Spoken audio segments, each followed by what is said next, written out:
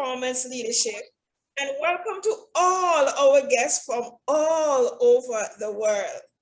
Now, this evening, or this afternoon, or this morning, whatever it is in your time, we welcome you to the Antigua Toastmasters Club meeting for Saturday, the 26th of February, 2022. And we're doing our 4 months of training. We want to thank you for joining us. And of course, to all our visitors, do come again. The privilege is mine to turn you over to our Toastmaster of the evening.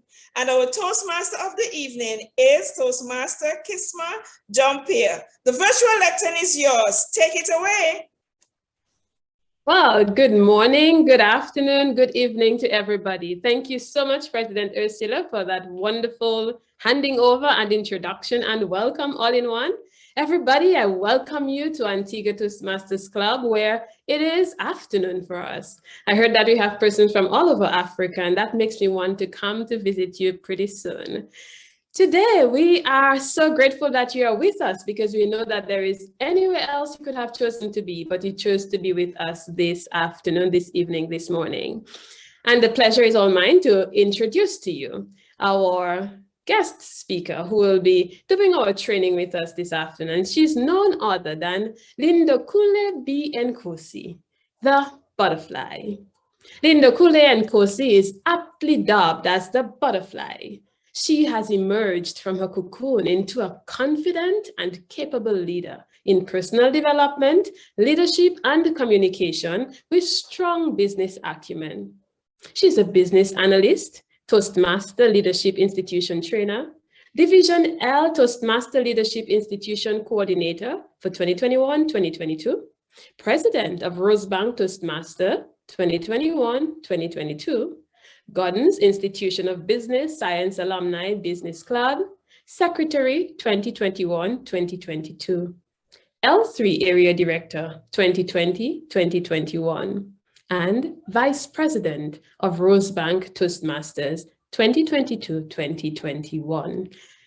Toastmasters, ladies and gentlemen, guests, the pleasure is all mine to welcome to the virtual lectern, Ms.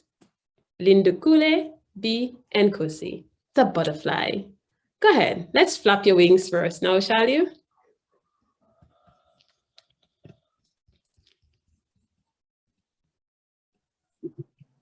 Thank you, Toastmaster of the evening, morning, afternoon, whatever your time zone is. So my name is Lindokuhle B Nkosi, and I am actually called the butterfly. As you can obviously hear, I'm kind of driving. It's been a very hectic couple of days, and now that I've explained myself, I am going to start the training of the evening, but because of bandwidth and driving, I'm just going to switch off the video so everyone can still hear me while I'm doing what I'm doing. May Madam Zoom Master kindly just switch on the presentation for me so that we can get this party started. But before we start, ladies and gentlemen, before we start, I want each and every one of us to know that this is not supposed to be scary. Okay, that is the whole aim of the training, to demystify all these Toastmaster terms. You know, when you start in Toastmasters, you have all these big words, and they're really scary at first because you don't know what they mean. But actually, as any Toastmaster would tell you, everything that we do is intended to improve your leadership, communication, and your overall personal goals. And therefore, a HPL, as most Toastmaster things, sounds very scary. So before I start, I'm going to ask first, how many of us actually know what an HPL is? So how many of us have heard this word, this word that at first, just an acronym actually. How many of us have heard of it? I'm going to pick at Nobantu. So Nobantu, how many times have you heard the word HPL in a club or in your area, how many times have you heard the word HPL? Thank you, Toastmaster Lindokuhle. I actually the first I ever saw HPL was on the post that you posted on the VPE group. And I thought, what is that? It's in Toastmasters. I'm in, hence I'm here. All right, okay, and then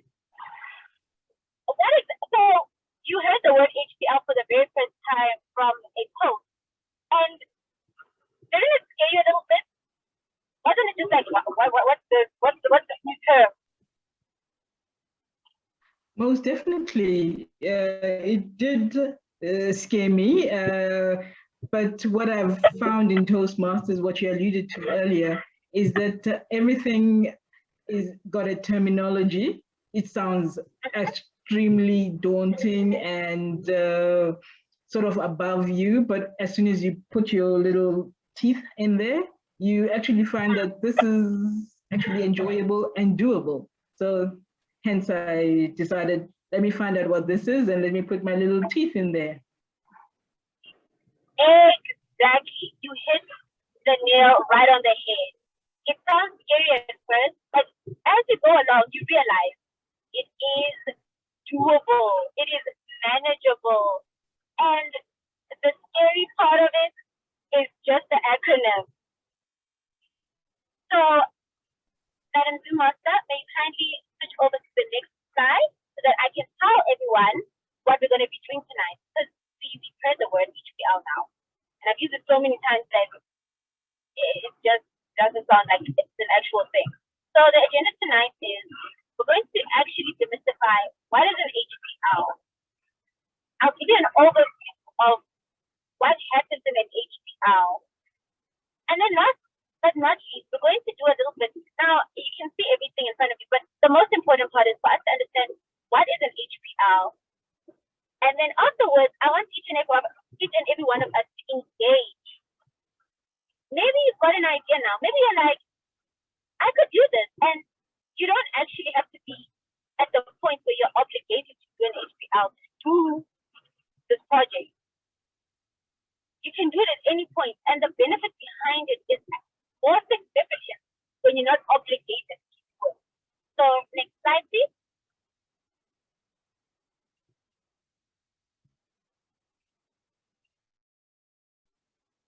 This is the team as myself, Nobantu, Libona, and Comfort. Did I call that right? I did. It is Saga. And I want at least one person to tell me, let's pick a name here because I know nobody actually picks a name unless you make them pick themselves. And I'm going to go to Uzi and ask Uzi, why are you here? What is the reasoning of coming here? No one just said that she came here because she picked up her hand, so therefore she's obligated. But why are you here on a Saturday night? Good evening, Toastmasters.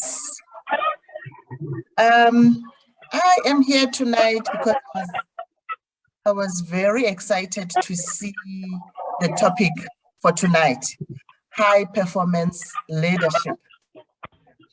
So I'm here to sharpen my leadership skills, to take them to a higher level. Over to you, Lindo. Fantastic, fantastic. So, ladies and gentlemen, she came here because she was excited by the topic. Angie, why are you here? Why are you here?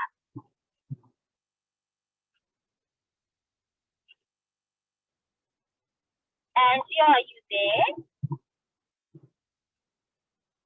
All right, I will move on. And I will choose Mary. Mary, you are here on a Saturday night at, in South African time, 7:10. Why are you here as opposed to sitting in front of the TV watching Netflix? Good afternoon, Toastmasters. I am here because I want to learn more about the topic. I find it to be very interesting. So that's why I'm here.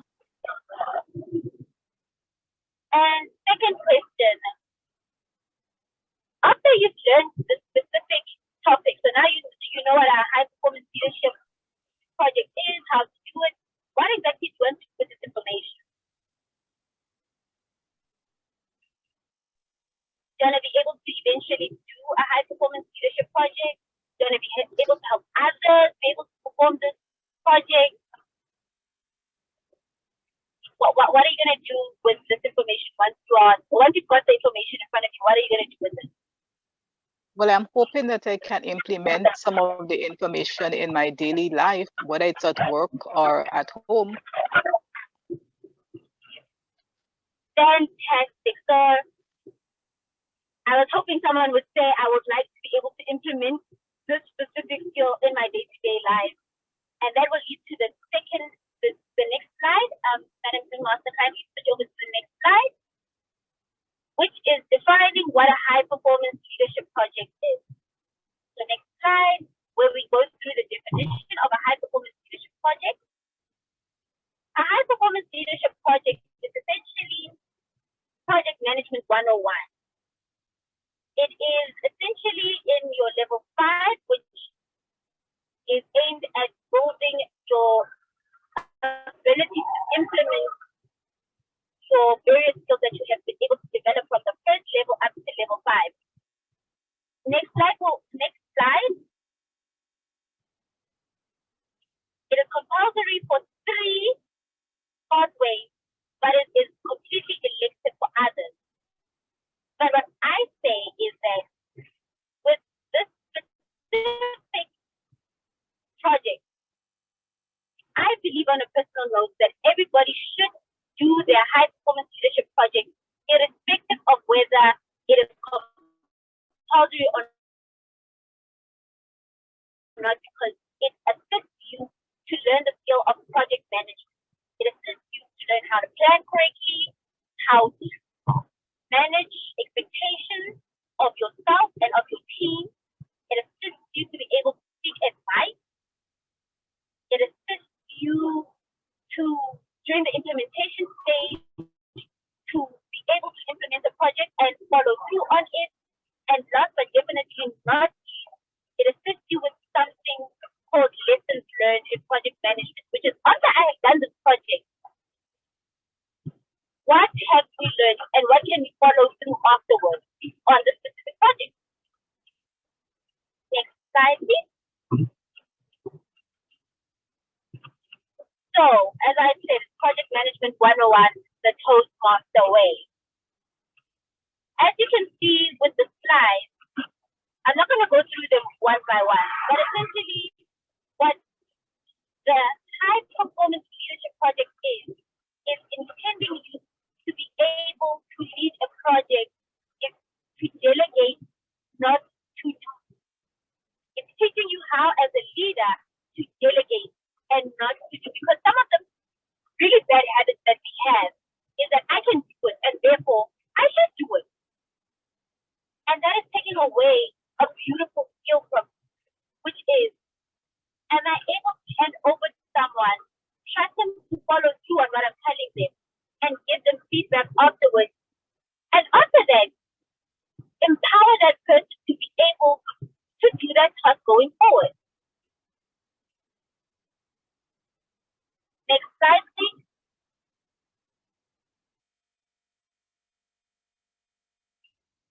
Now, next slide.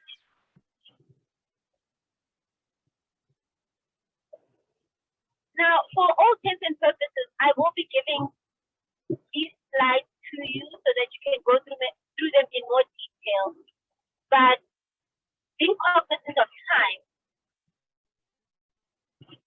I would like to now explain the pillars of a high performance leadership project, which is your first speech, which encompasses your planning phase of any project.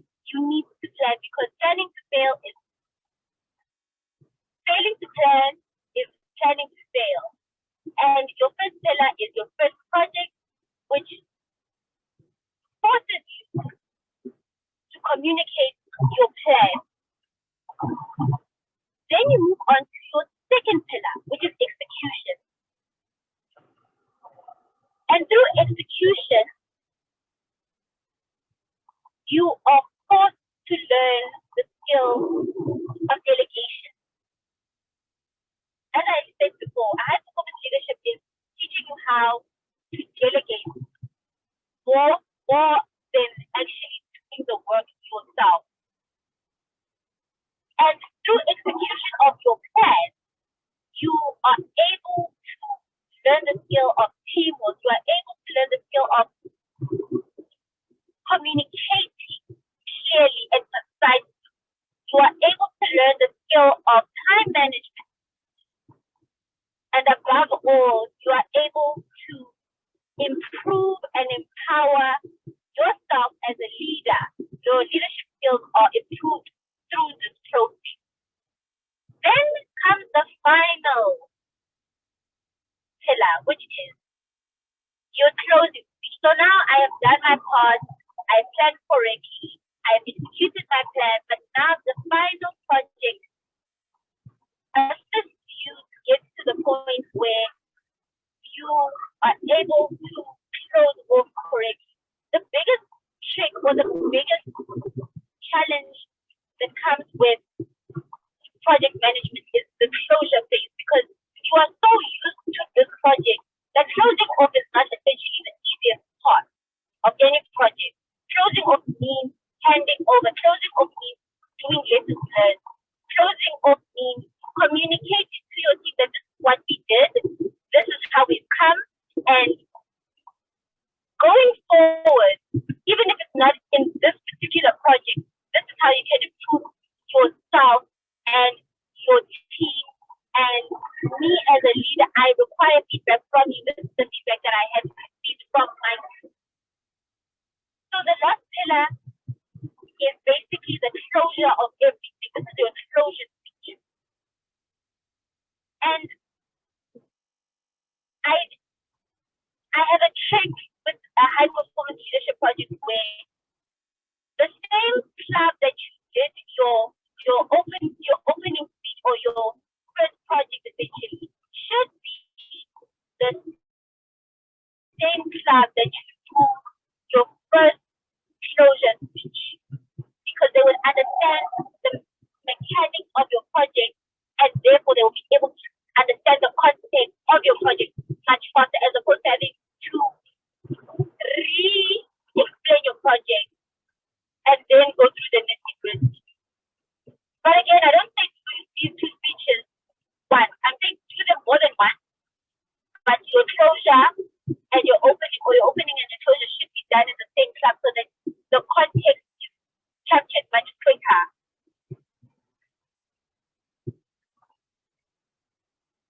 Next slide, please.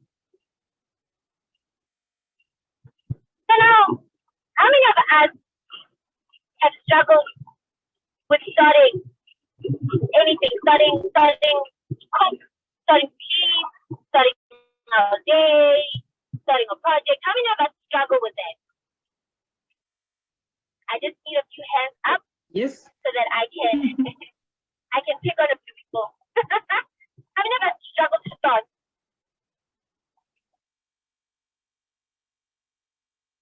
Hands up. All right. So, Tisma, what makes you struggle to start?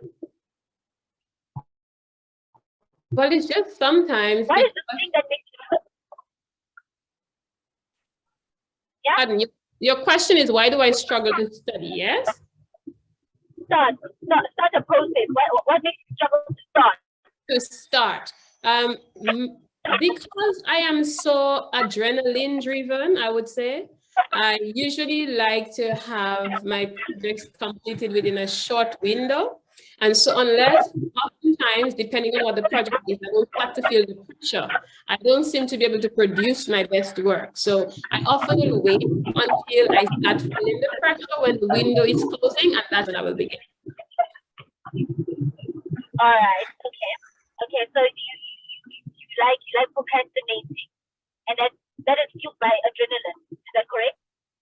Yes, in another word, yes, I can procrastinate sometimes, but I will get it done. And I often get it done well, but I just often need to feel the pressure.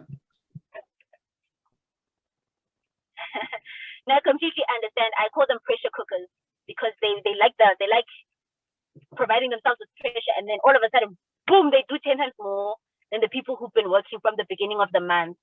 They're able to do 10 times more than the people who've been starting way before them. They are pressure cookers.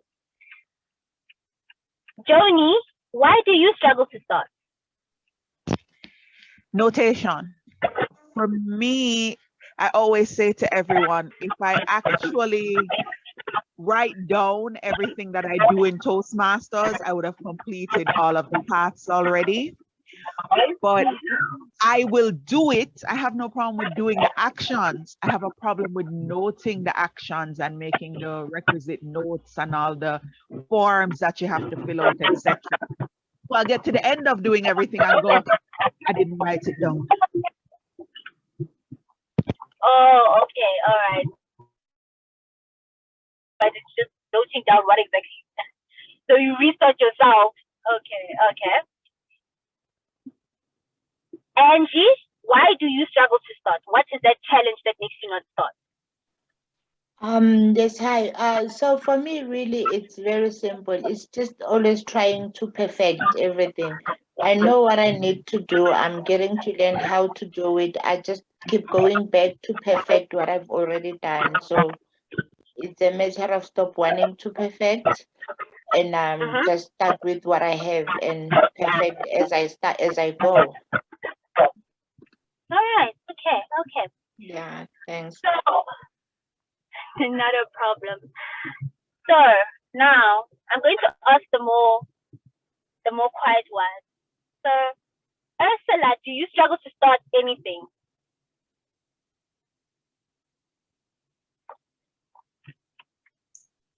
Yes, I do. And interestingly that you asked me that question, because I'm sitting here and I'm thinking to myself that this same project that I had, which is my high performance leadership, I made a start, but I didn't even continue. And that was maybe close to 2 years ago or more. So I do struggle. And what exactly is making you struggle? Is it because you're not sure? Is it because you're a pressure cooker? You want to do this at the very last second? And well, I believe I would want to agree with what Joni said, because sometimes you're doing so many other things at the same time, and then you don't get the time to zero in on what you are doing in order to complete your individual projects. Okay. All right. Okay, so ladies and gentlemen, as you can see there in the slide, right, there are 3 key components that you require. And the reason why I'm asking why do you struggle to start is because these 3 components, or these 3 items that you should make sure are a good foundation, is because these are your start. These are the things that are going to build up your high performance leadership project. So the first thing is your guidance committee. Ladies and gentlemen, if I have learned something with doing this task more than once, is your guidance committee is supposed to be so diverse that you will have one person who has your back, one person I call the devil's advocate, and one person that I say keeps you on track. So one person who is your cheerleader, who is always there for you, no matter what nonsense you do, that is your motivator. Then you must have someone who plays devil's advocate. And I don't mean this in a bad way, but you need someone who's not always going to have your point of view. Somebody's just going to say, but that doesn't make sense. Just so that you have a point of view from somebody else, a different point of somebody else. Then the very last person, you need the bullwhip. You need someone who's going 3 days. Where is my project? You don't need someone who is as harsh as I'm saying it right now, but you need someone who's going to continuously and consistently keep you in line. As stated before, some people get sidetracked. You need someone who's going to put the whip there and say, I see you are busy being president, but you said you are committing to this high performance leadership project. When are you starting? I need a hard deadline. You need someone, again, there are people who thrive on adrenaline. And sometimes, not all the time, perfectionism plays a part in that. You need someone who is going to cheer you and say you are doing good. Don't worry. Push forward, push forward, push forward, push forward. But third and last, you see the person who says, I don't agree with you, is the person who doesn't always have to be devil's advocate, but who is seeing from a different point of view from you, and therefore is one of the people that will push you into different possibilities. So your perfectionism will not work with someone who is playing devil's advocate in your team. I'm not saying pick someone malicious, I'm saying pick someone who will kind of say, stir the pot once in a while and say, but guys, we've been working on this project for 10 minutes and I see that we're still coming up with the same idea. Why are we coming up with the same idea? Is group thought playing like a part in this? Let's take a 5-minute break and we'll come back. That person will give you a clearer perspective because it's not your perspective. That's your guidance committee. These are people who are just going to play advisor. They are not going to do any of the work. They are just your advisor. Advisors are important because they are not doing the work. They are out of it. They're external. But again, as important as your advisors are, your team is equally as important. You need an airtight team for high performance leadership projects. The more complex, the tighter the team has to be. The more coordinated the team has to be. The more on the ball the team has to be.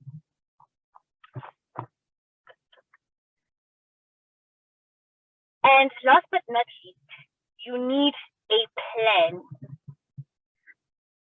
Give yourself a month before you move into a high performance leadership project. Speak to your guidance committee before going into this. I'm saying give this a month because I did this project twice. Actually 3 times before I got exhausted. So I have no problem starting a project. I have a problem of ending a project. I want to continue. I get addicted to the work that I want to continue, and my guidance committee had to say this is enough, stop. Because I did not have a solid plan behind me. I continued and continued and continued and continued and continued until fortunately my guidance committee said it's enough, stop, that's it. The plan has been implemented, now we're enough. And the reason why you need an airtight plan is because you're playing with people's time. Once you get to a point where you're procrastinating, you are missing deadlines, you are not committing to what you are committing to, you are messing with people's time. And that is a terrible, terrible, terrible thing to do. So now, I'm going to move on to the next slide, but just remember that once you're doing your high performance leadership project, plan a bit ahead and then move on to your guidance committee. And then at the same time, get on to your team. So I would like Madam Zoommaster to move on from this of the objectives of a high performance leadership project and moved on to, okay, so I'm going to move on from this, but it's basically about leadership and respect. The difference between a leader and a manager is leaders work with people and managers solely control, and therefore you earn the right to lead people, but in the same token, you have the formal power that comes with it. These are the 6 areas of leadership that you will be learning during your leadership journey. And next slide, please. And this is the important part, which is why I'm drilling down on what a high performance leadership project is. It's because you are going to be, it's a mini version of a distinguished Toastmaster project. So by doing a high performance leadership project, you are building up the courage and the skills and the competencies to be able to do a distinguished Toastmaster project, which takes more time, more effort, more coordination, which is essentially what we're trying to do here. We're trying to get to a point where we are really good leaders, competent leaders, and that can take a challenge, but that don't do the work, because that is disempowering. Next slide, please.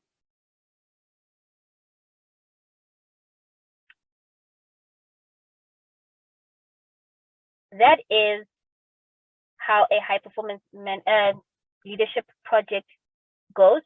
You need 5 meetings for it to be recognized, before it is recognized, and you need to log all those meetings. If you don't have 5 meetings, it does not count. Next slide, please.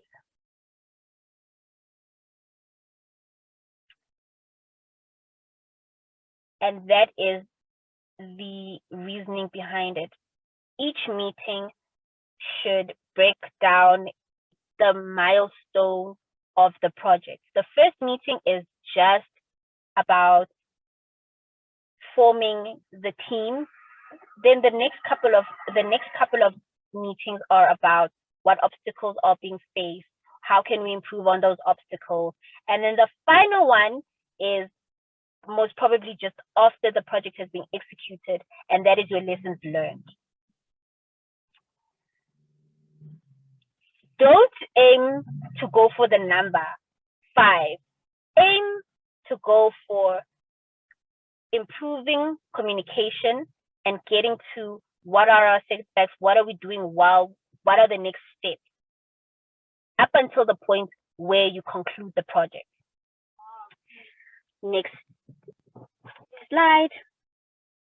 At the end of your project, as I said, this is your lessons learned moment. So therefore, this is where all the evaluations come in. Your guidance committee will do a 360 leadership survey, which is provided. You can do a personal 360, and you must have prepared and done your second speech at a club. As I said, context, I would advise that you do it at the same club that you did the first speech. Next slide. Now, ladies and gentlemen, the fun part, because I have gone through a lot of theory. Now we're going to do the fun part, okay? Is everyone ready for the fun part? Yes, Linda, I am ready. Yes. So we're going to do a bit of a mini workshop, okay? So next slide, Madam Toastmaster, and I'm going to explain next slide after that one.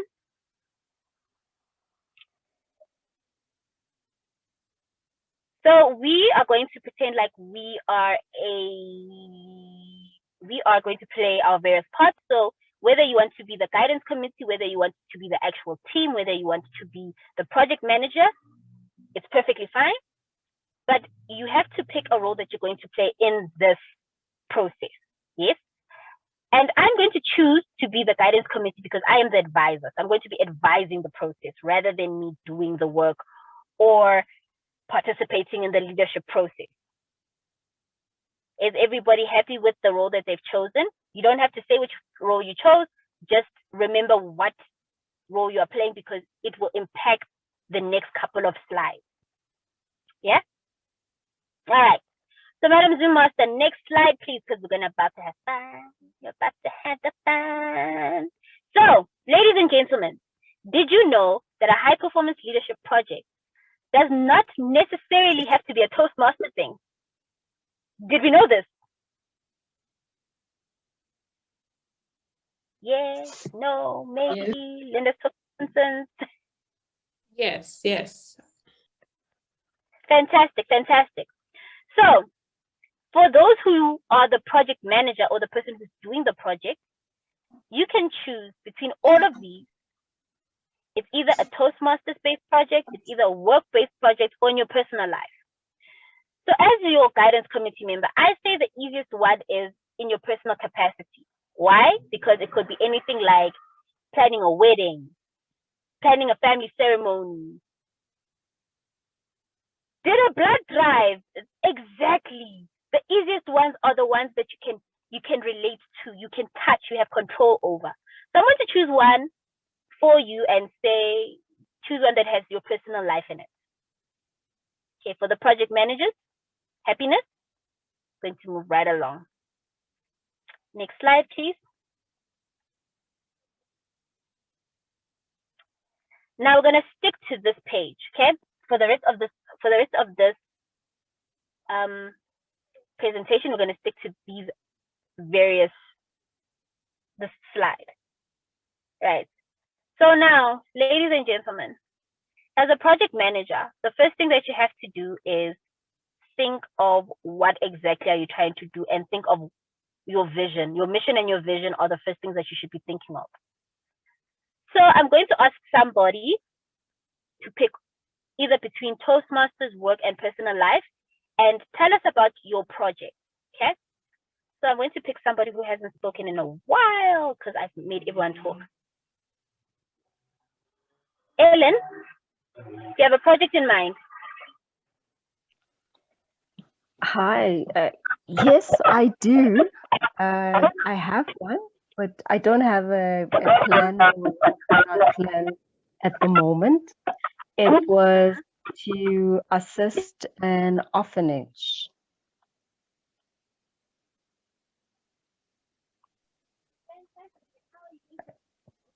So, am I spoke?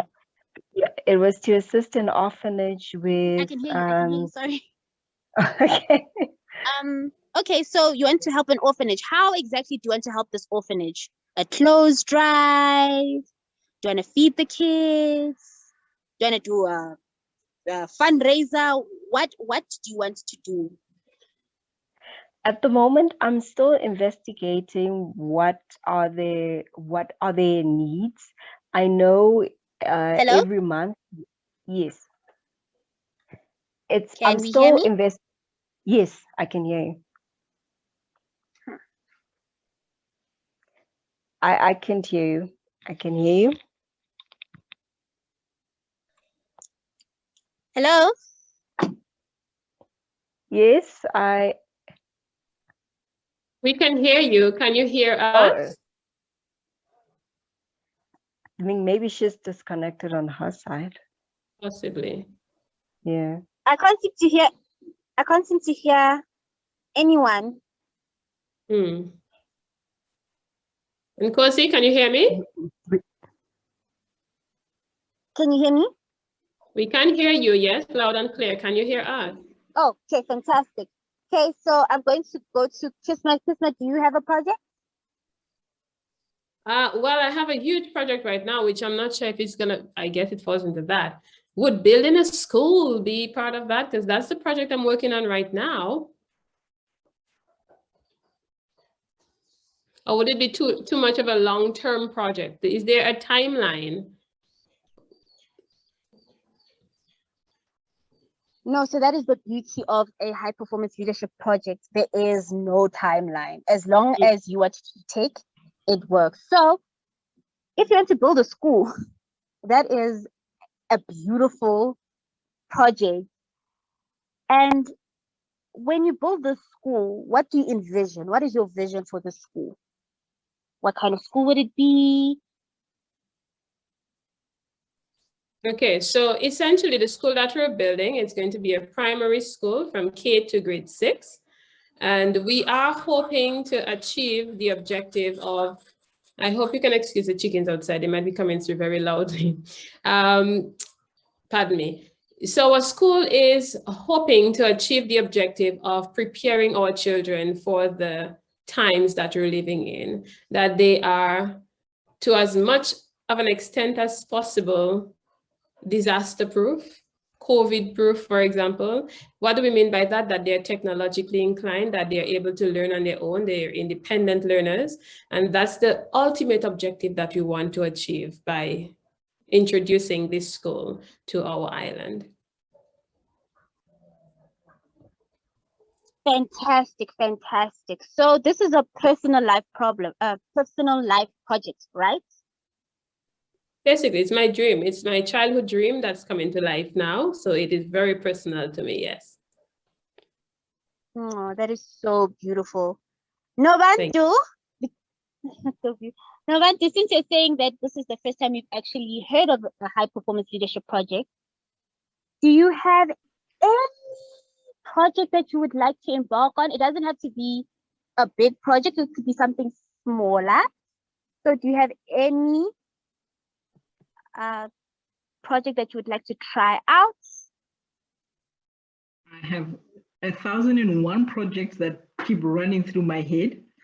And it's all come from the pandemic, I suppose. For example, in this beautiful nation of ours, there isn't any place where you can go and get a book and buy a book. All our bookshops closed down. So, and I'm such a passionate reader, it is very irritating to keep having to cross the border to go and get books. So I would really love to open a bookstore.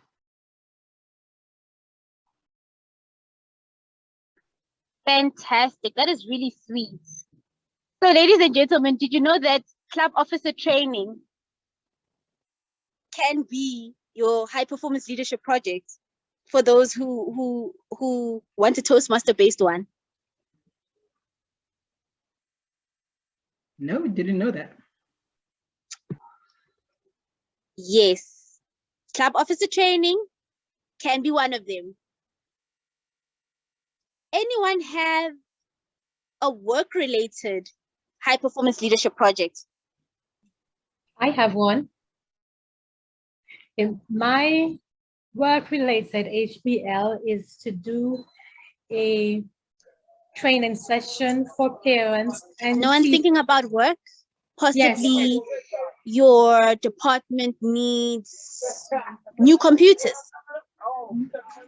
That process could be a high-performance leadership project. Or the year-end function at work. That is also a high-performance leadership project. So can anyone think of any? Yes, I have one. Any can you hear me? Work-related high-performance leadership projects? Can you hear me? Hello? I can't hear Cindy. Yes, I said I have one for work. Can you hear me? Hello? Hello, can you hear me? I can hear you. Can you hear me? I can. Okay. So for those who've been trying to speak, quickly unmute yourselves and then I am unmuted. Fantastic. So please tell us about your high performance leadership projects.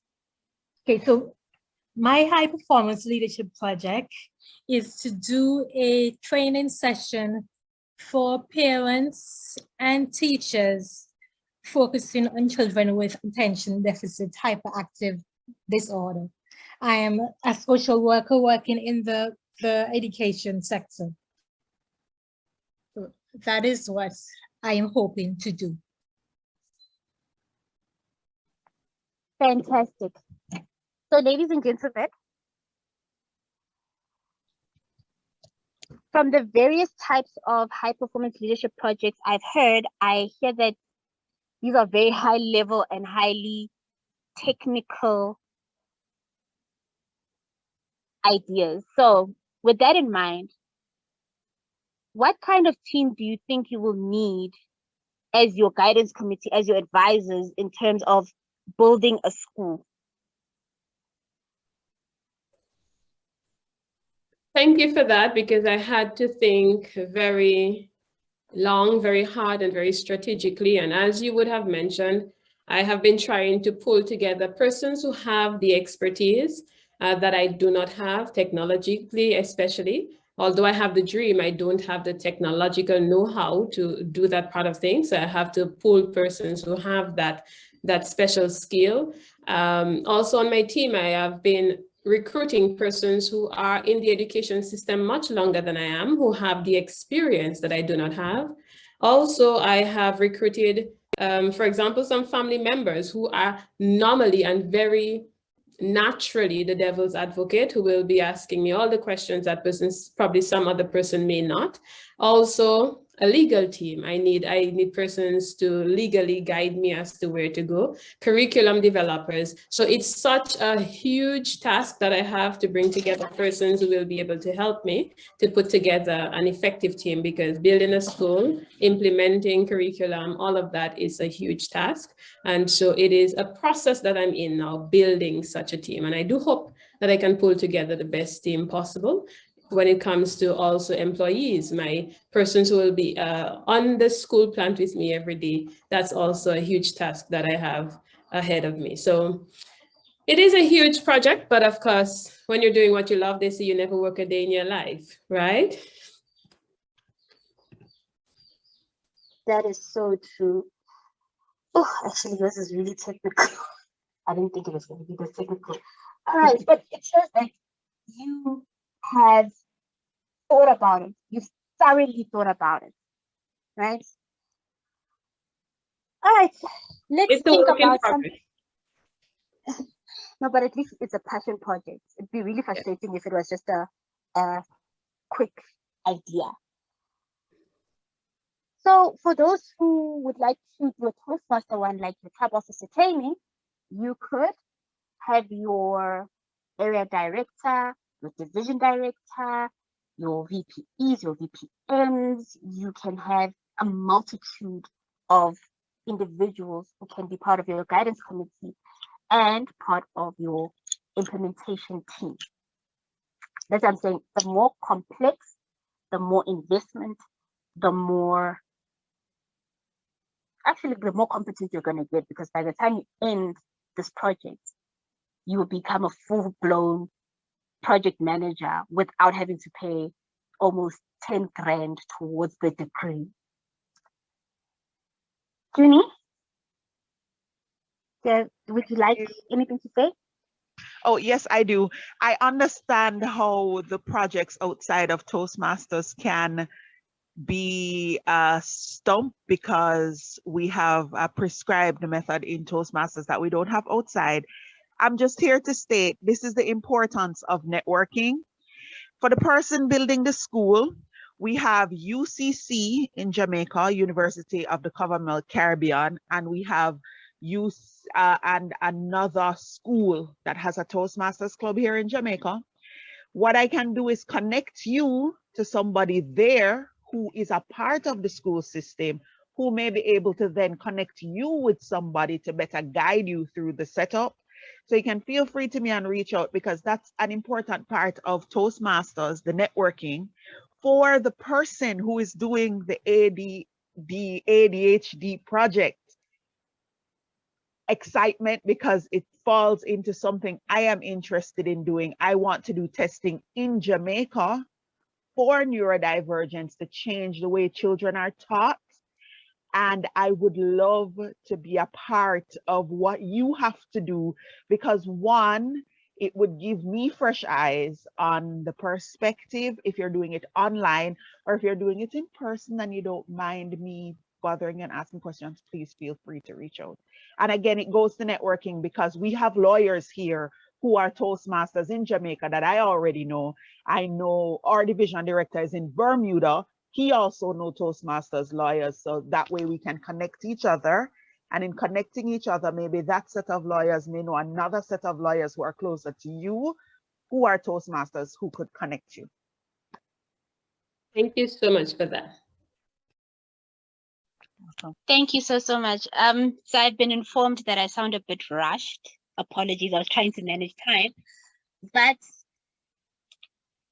right, the point of what I'm trying to say, especially what Joni said, your guidance committee doesn't necessarily have to be Toastmaster individual. And when you flesh out your plan, right, then you are more able to visualize your idea. And the more you're able to visualize the idea, the more technical part of it can come in. So the next part of our project, or the next part of our little exercise, is creating your vision. And with such a beautiful vision, people can buy in. And the more buy-in you get, the more invested people get. And the more invested people get, the more momentum you as an individual get. So, ladies and gentlemen, I would like 2 people to give me one vision that they have for their project. So, Nobantu again, you want to build a library for your country, but I hear it. I hear your vision. Correction. It's a beautiful Sorry. vision. Sorry, correction, Lindokuhle. Not a library, a bookshop. Oh, Just where you bookshop. can go in and buy a book. Oh, it's even better. You're gonna make money. Okay, so a bookshop. This is even better than a library. So, what is your far-reaching goal for your bookshop?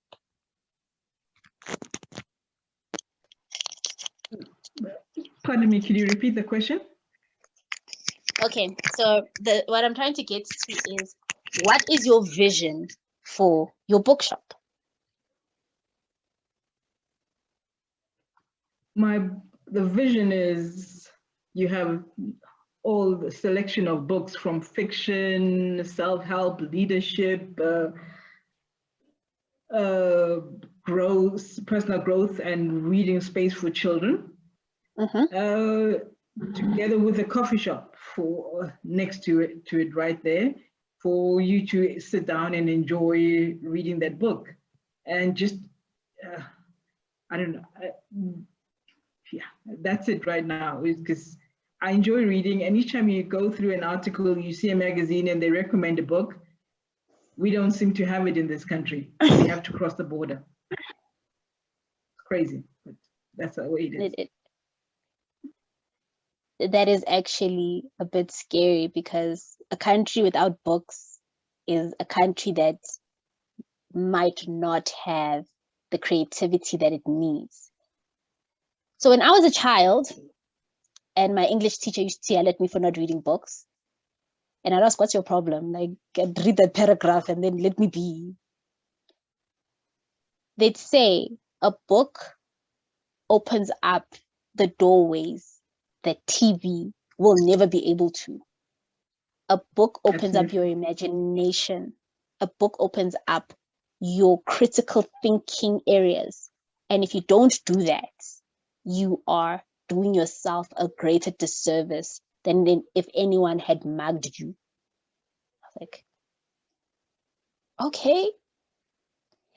But the difference between when my teacher said it and how you say it is because you understand the problem and you want to be part of the solution. So that is what a vision is. A vision is, I see a problem, I want to be part of the solution, and here is how I'm going to become part of a solution. Now I'd like to ask Madam Zoom Master to move on to the next slide. So we've essentially started this process. we are going to look for our guidance committee, we're going to look for our team, and some of us have gone as far as having a plan worked out. As I had said, your guidance committee are the people that are advising you. They don't do the work, they just advise you on what to do next. You have your cheerleader, you have your devil's advocate, and you have your accountability partner.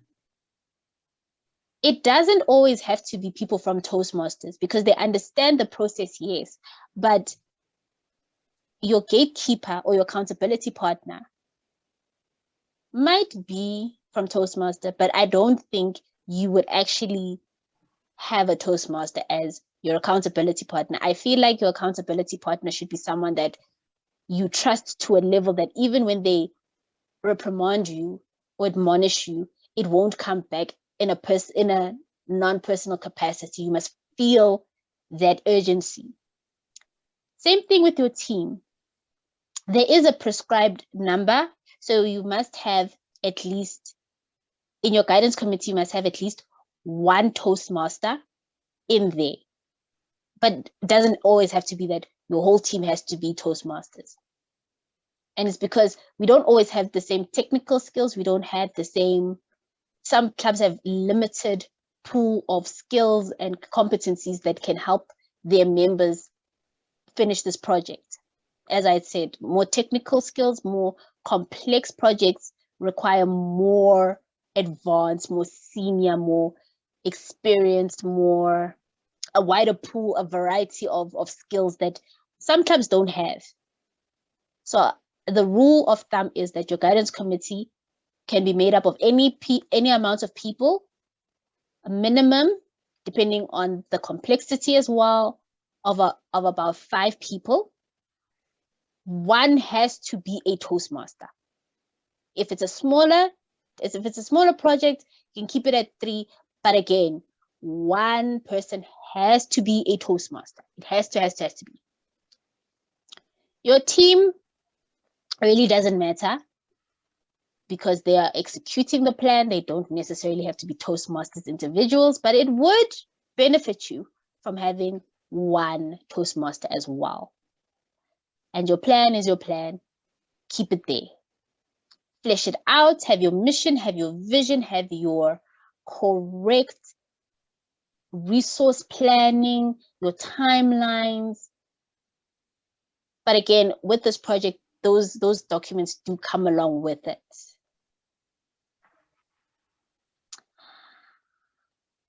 Now that I have got my guidance committee, I'm going to use the school because I feel like I have buy-in. So I've got my guidance committee, I've got my financial advisor, I have got the compliance officer, and I have got the school board.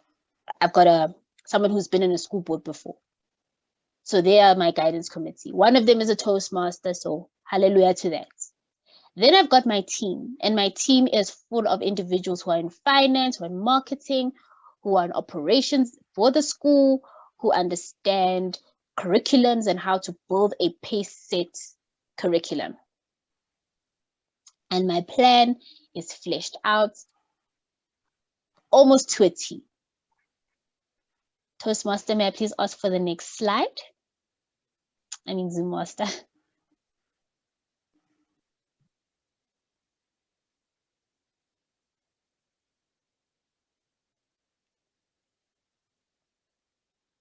Zoom Master, may I please kindly have the next slide? Okay.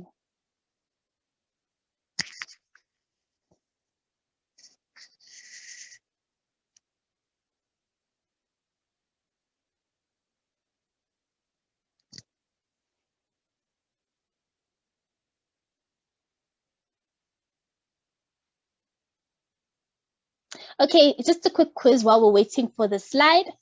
How many meetings are we supposed to have in a high performance leadership project?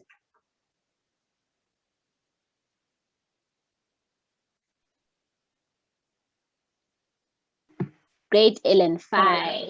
5. Carol, thank you, 5. Yes.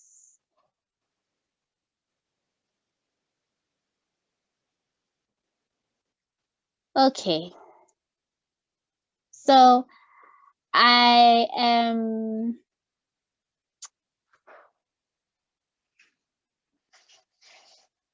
going to now do the project. Now we've done the execution. The school is now up and running and making money and helping students become better individuals. Madam Zoomaster, please keep it there. We're going to wrap up now because now we're going to do the evaluation session.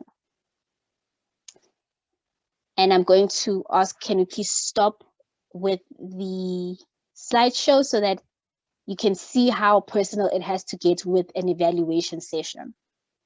For those who are able to switch on their cameras, after a high performance leadership project, it's very easy for people to quickly run into a Zoom meeting and ask quickly, what did I do well? What didn't I do well? What could have been improved? And, right? But the trick about a lessons learned process is it's allowing people to speak their mind. So a high performance leadership project is, yes, not about you doing the work, it's about you delegating the work, but it's also about how well are you able to lead a situation. And this is the trick about lessons learned.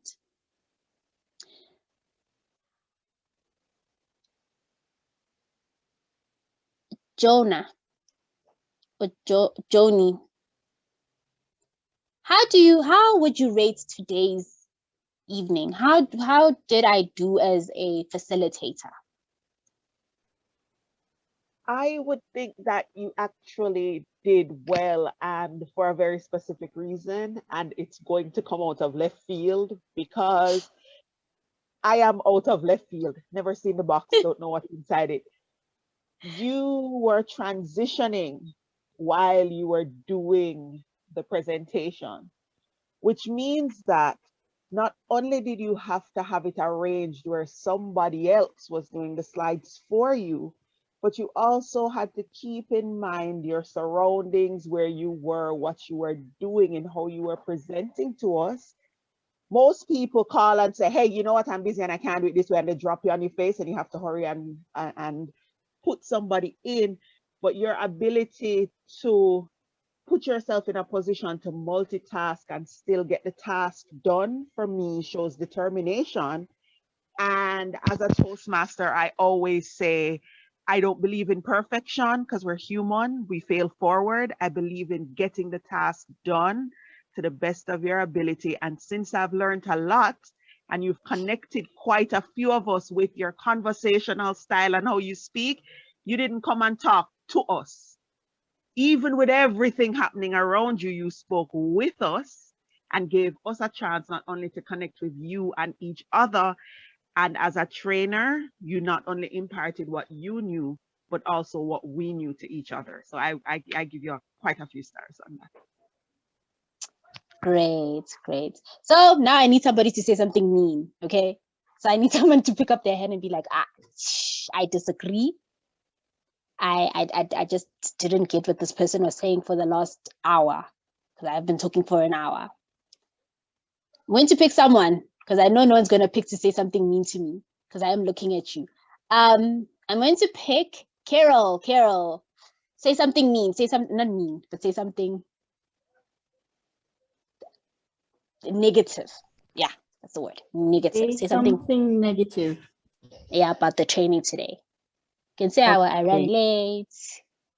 Well, I came on late. I came on late, and then I was trying to understand your accent at one point. I was like, what, who is speaking? And then I heard a lot of distortions in the background, and I am like, okay, the presenter is not ready. She is in an environment that is not conducive, and now we are talking and she can't hear us. What's this big deal? I don't like to be mean. And it's okay. Yes, so yeah, and it would be good if the Zoom master is not presenting for you, have your backup. because if anything fails with the Zoom master, you should be ready as the instructor for today or teacher for today. Have someone a backup. All right. I think that's how mean I can get. Fantastic. So, ladies and gentlemen, I wanted to pull a funny face, but I'm like, the person is trying to be nice, so let me not put funny faces. But you should be able to take the good with the bad, right? I was late. I was driving, which shows unpreparedness at the nth degree. I was distorted because I was driving. And I had to keep on explaining and saying sorry and saying sorry and saying sorry. And that took away time from your experience. In the same token, I showed adaptability because I was able to drive and present. I made sure that the second I got settled, I switched on my camera to show that I am still engaged. And when a comment came in, I took note of it and I adapted to the comment, right? So with lessons learned, you've got two options, right? You can either take them personal or you can take them constructively. There are some people who are much harsher than what I heard today, but you can choose to take it as positively as possible. No one is trying to hurt you. And when you take it nicely, your lessons learned come up here and go through here, and you become a better person through them. So with that being said, I was actually trying to slide in my own feedback session of how did I do today, and I managed to do that. So should anyone have any questions, don't hesitate to call me, not call me, WhatsApp me, and I will answer those questions because of time. But a high performance leadership project is project management 101. What you should have ready at all times is your guidance committee, is your team, is your planning. After you've done all of that, have 5 meetings, but don't just have them. Make sure that each of those meetings help towards accomplishing the objective of your project. Ensure that your project is something you have buy-in yourself. Because if you don't have buy-in, you will force the next person to have to do something that you yourself would never do. It's a task about delegation and not implementation by yourself. Don't touch anything. It is fine to not touch. That is the project. And last but not least, you have been an amazing, amazing, amazing crowd. I will leave my number in the chat box. And I had an amazing time. Thank you for giving me the opportunity. And over to Toastmaster of the evening. Yay, it's been an hour. Come on, if you can turn on your camera, I think it is noteworthy for us to do that. Let her see the smiles on our faces. Let us see us clapping our hands. Let's make some noise for her because she's done an amazing job. This butterfly spread her wings and she not only flew away, but she flew around us and she took us with her on that journey. And I want to say thank you so much, Nkosi, for the awesome presentation. We learned quite a lot. I have learned a lot, and based on the comments, we have all learned a lot from you this afternoon. Of course, as you would have rightfully said, that we do not have sufficient time for question and answer, but as she promised, she's going to put her number in the chat, and of course, we can continue the conversation privately.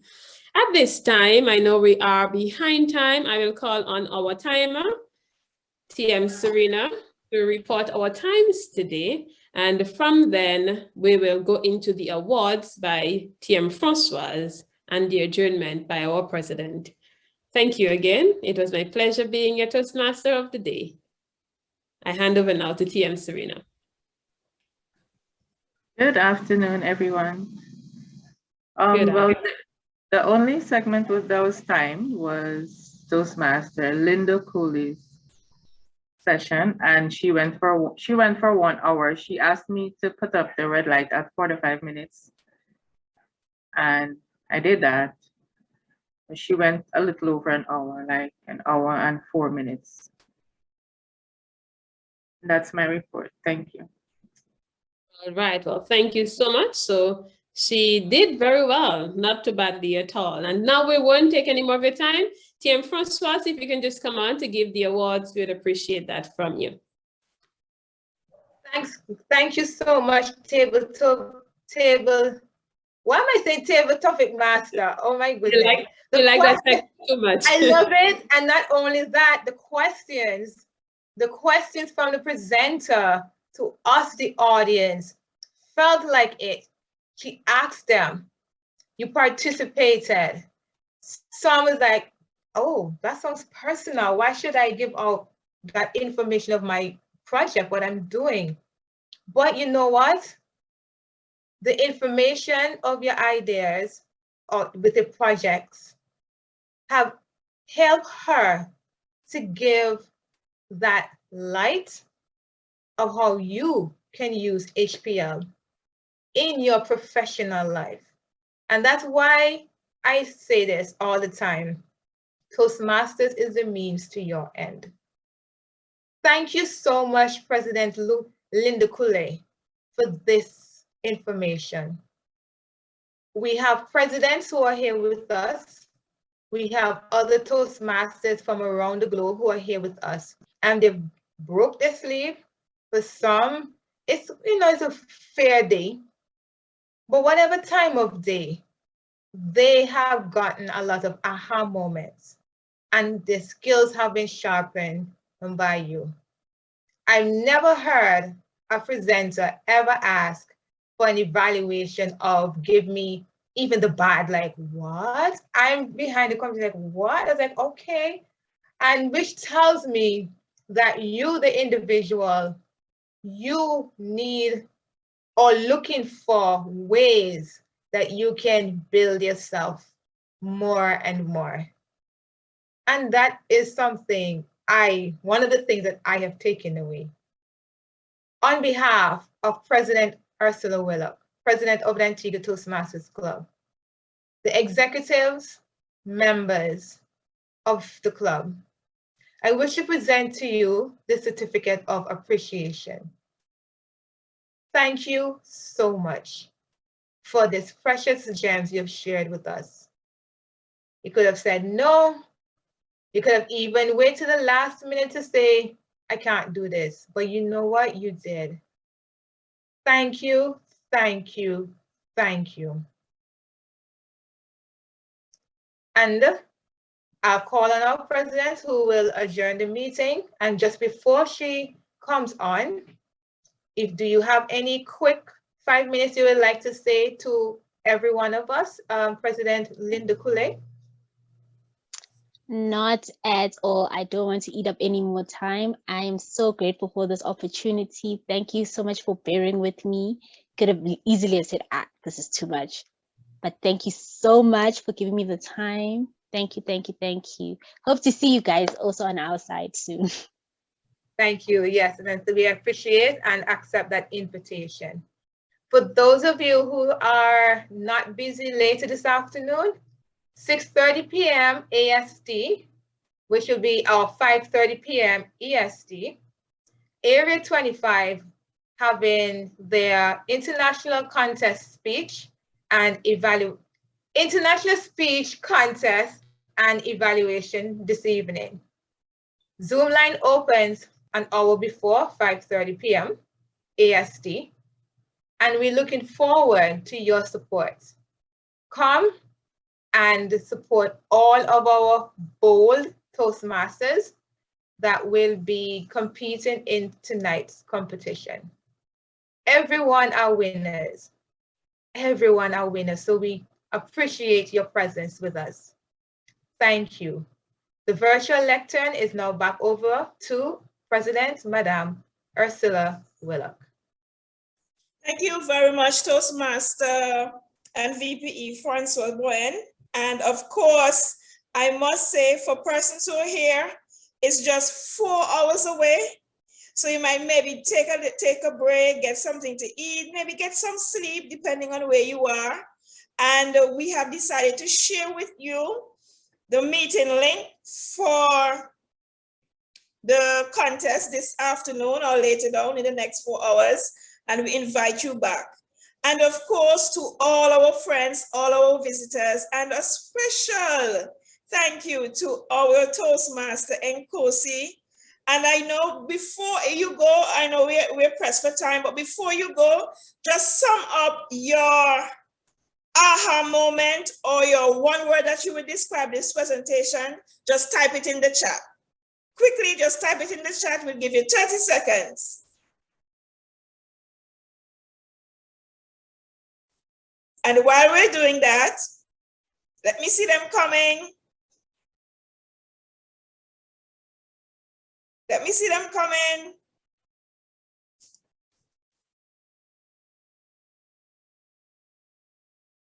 We want to say a big, big, big thank you to our Toastmaster Nkosi and all of you who made this special meeting what it was. Thank you very much, and I now adjourn this meeting. Safe travel and get home safely. And sweet dreams, and I'll see you in 4 hours. Thank you.